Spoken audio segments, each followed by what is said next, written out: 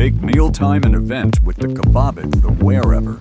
The most exciting thing to happen to food since Spire. This is my Kabob-It, kebab maker from wherever. It's one of those appliances that makes you wonder what they were thinking, or perhaps smoking back in 1981. Let's get into it.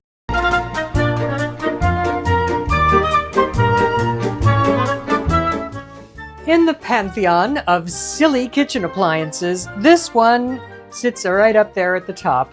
This is the Kabob-It. It's a very silly thing. All it makes is kebabs.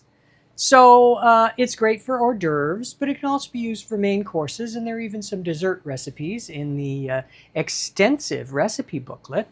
So I thought I'd demonstrate how it works today.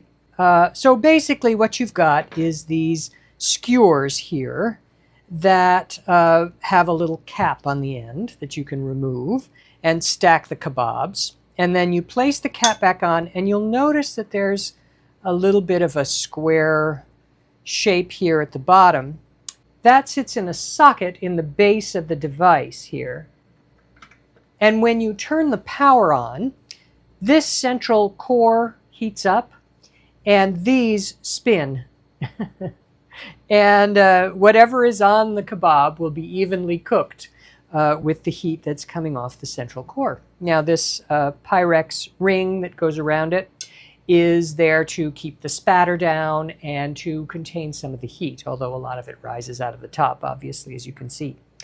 And you might be wondering, well, what about the mess that happens as things drip off what you're cooking? And there is a little hole here in the base that is right over a little drip cup. Right now I have extra little doohinkies in it, extra little caps for the skewers. But this drip cup will collect the drippings, and then it can all be easily cleaned up. Now you might be wondering about cleanup. Well, this pops off, this circular Pyrex unit just comes right off, can be washed in the sink. And then this base, which is old school non-stick, also comes right off. And so those can easily be washed. And then the base itself, with the little electric motors in it, just has to be wiped down. And so that's basically the maintenance for this little item. So I thought we'd make some rumaki, or what I like to call rumaki. I think rumaki is technically chicken livers and bacon, but what I have done is I've created my own, and this was actually popular back in the day as well. It's actually in the cookbook.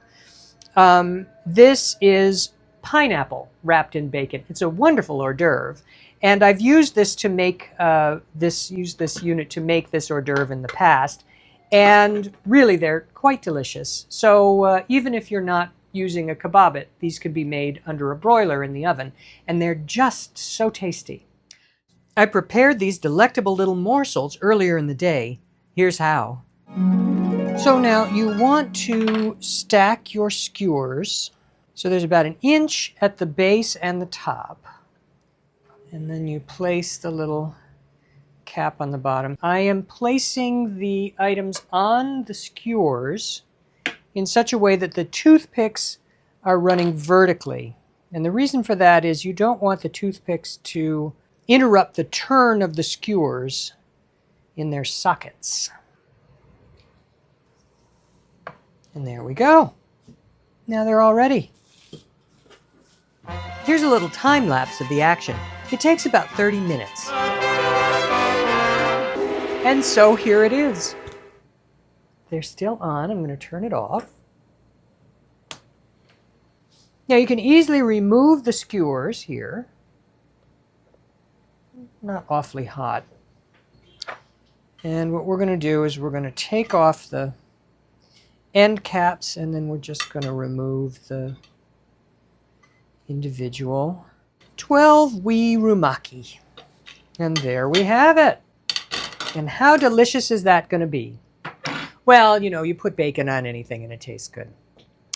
So these are really a charming little thing, and we'll let them cool a little bit, and then I'm going to have one They are they're very tasty. It's a very good hors d'oeuvre, whether you make it in the Kabob-It or in an oven. This Kabob-It does not have a lot of uses. It's fun, certainly, for the ability to show off your kitchen and your fun little accessories, but it doesn't really pay for the space that it takes up, especially not in a small kitchen. But, you know, I buy these things so you don't have to. That's really what this series is about. So let me give one of these a try.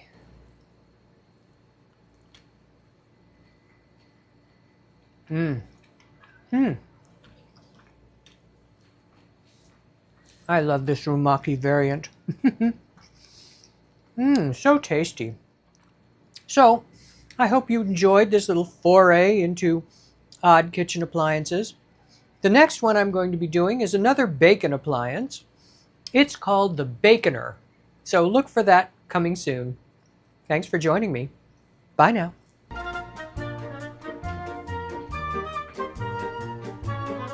This programming has been made possible by grants from these lovely people over on my Patreon and by contributions to this channel from viewers like you. Thank you.